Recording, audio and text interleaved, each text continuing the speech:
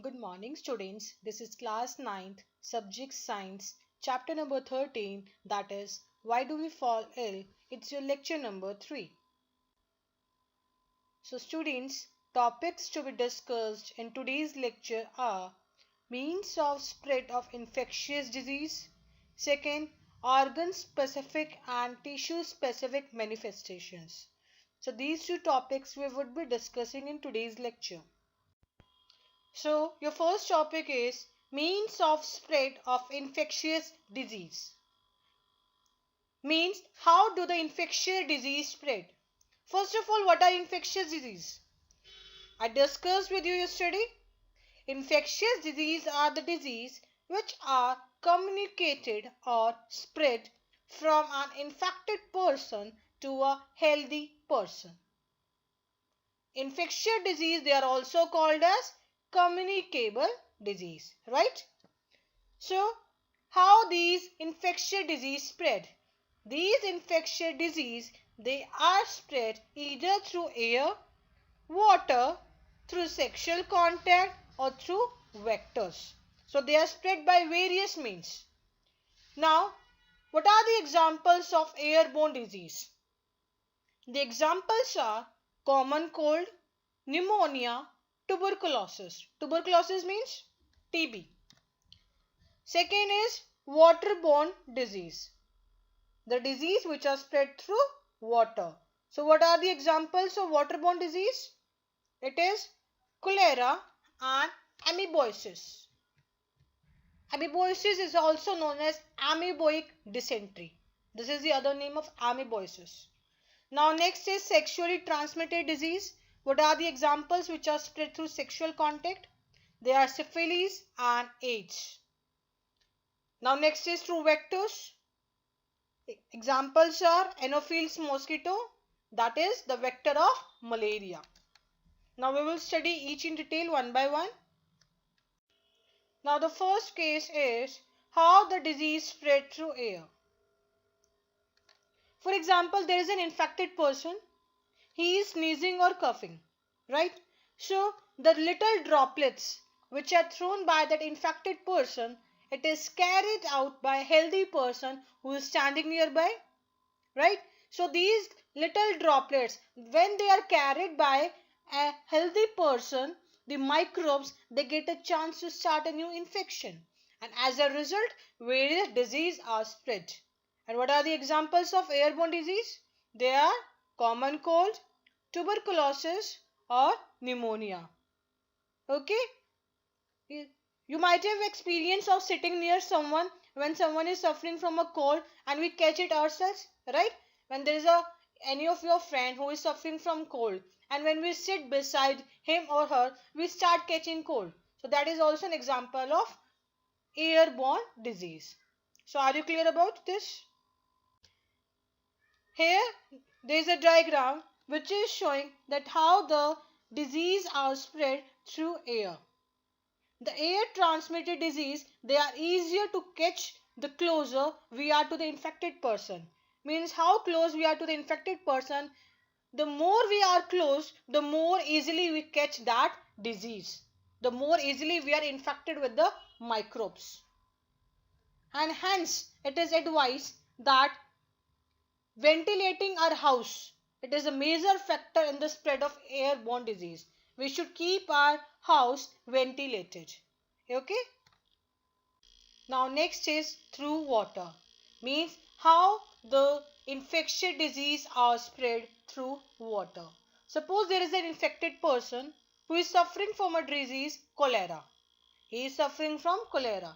So if the excreta of this infected person, it get mixed with the drinking water which we are using, so the cholera causing microbes, they will enter us, they will enter the new host, they will enter to that new host who is drinking that water.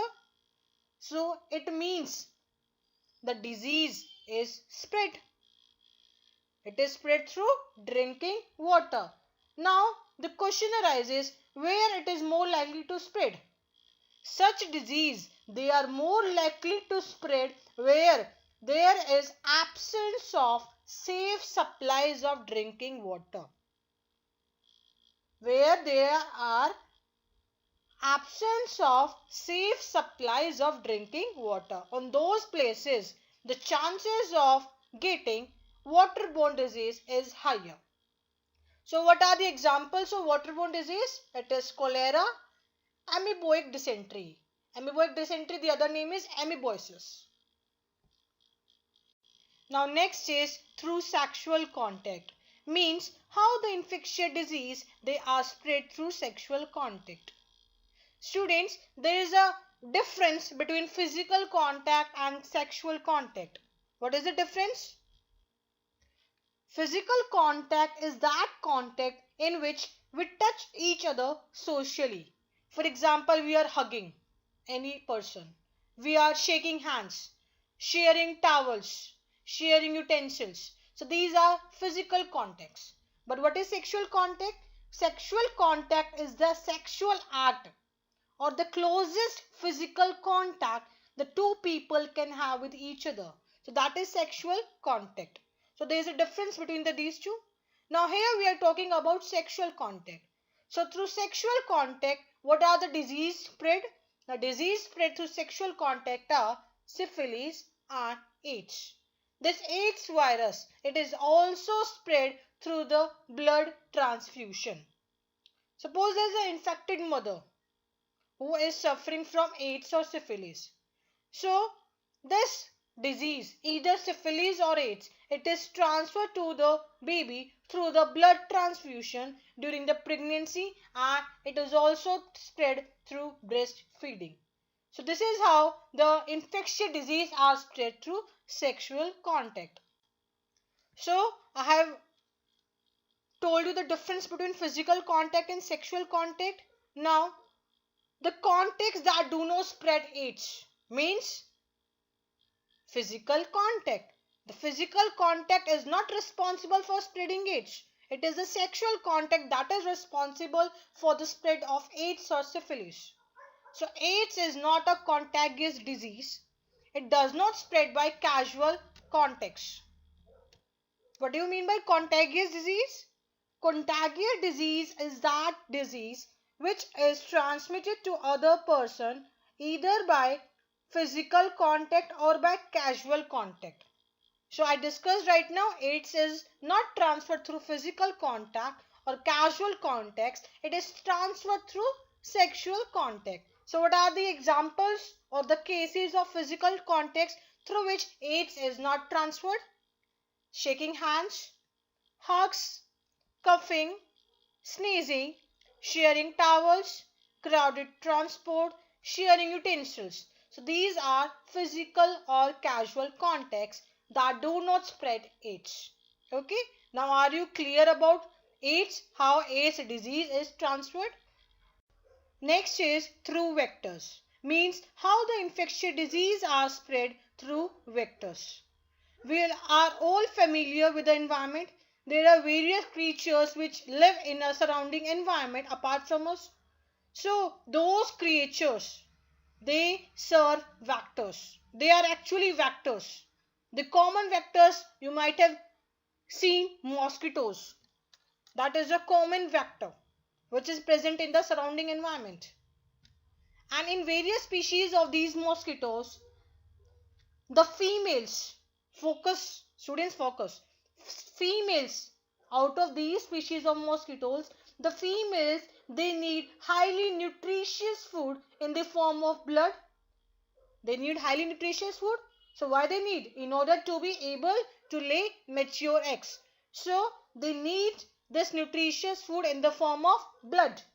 So these mosquitoes, they feed on warm-blooded animals. Means on us. They feed on us. And in this way, they transfer various disease from one person to another person. So what are the various examples of the disease which are spread through mosquitoes? The examples are malaria, dengue, yellow fever, etc.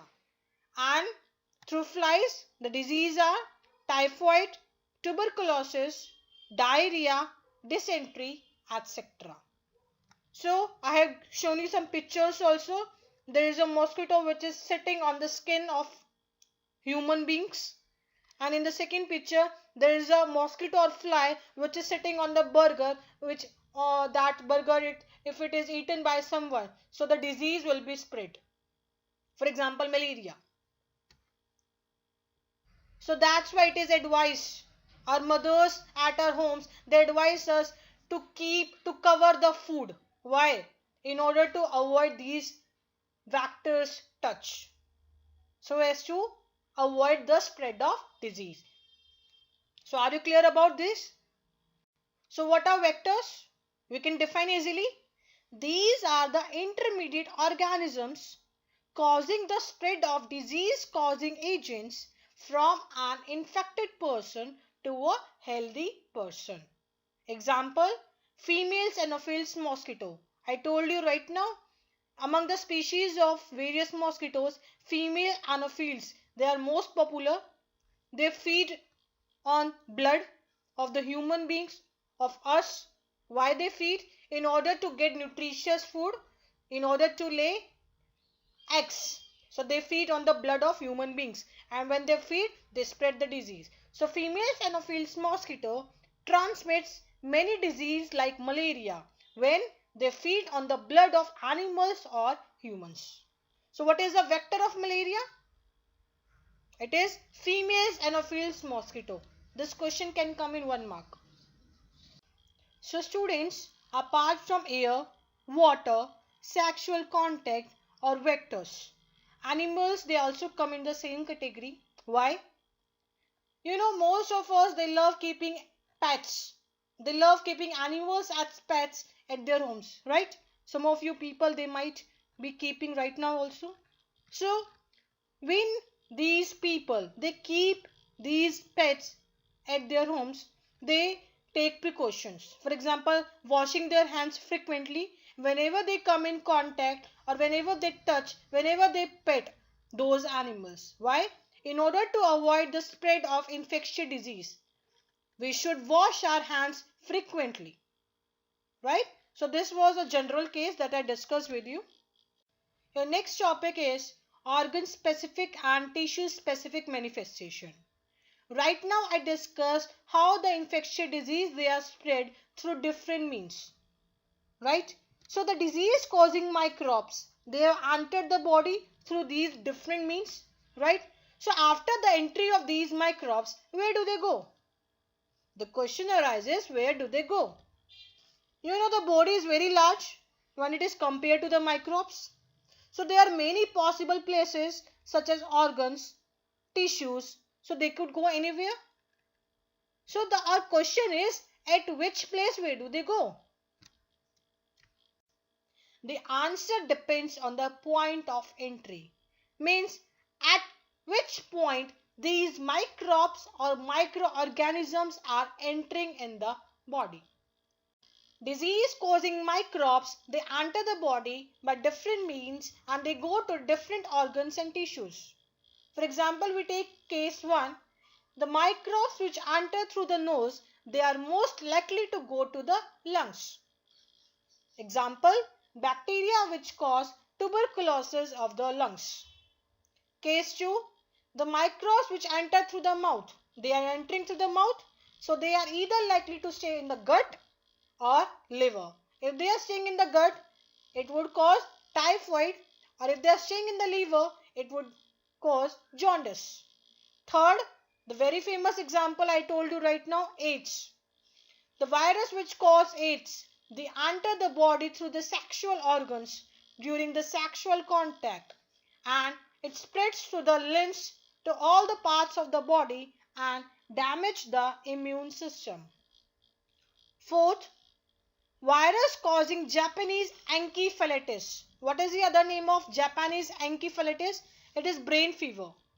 It enters the body through the mosquito bite and it goes and infects the brain. Suppose there is a mosquito bite, so the virus, they enter the body, they go and they infect the brain, and as a result brain fever occurs. That is Japanese encephalitis. So are you clear about this? It depends upon the point of entry, where at which point the microbes are entering. Also, the signs and the symptoms, they will depend upon the tissue or the organ which the microbe targets. For example, if the lungs are targets, so the symptoms will be cough, breathlessness. Suppose if the liver is targeted, what would be the symptoms? There will be jaundice. If the brain is the target, the symptoms would be headaches, vomiting, unconsciousness. So, the signs and the symptoms of a disease, it depends upon the tissue or the organ through which the microbe enters and infects it. If we know the target tissue, if we know the target organ, we can easily identify the signs and the symptoms of that particular disease. Okay? Second point, in tissue specific effects of infectious disease, the body's immune system is activated in response to infection and causes inflammation. What do you mean by this? In addition to the tissue specific effects of those infectious disease, there will be some common effects also. For example, swelling, pain, general effects such as fever.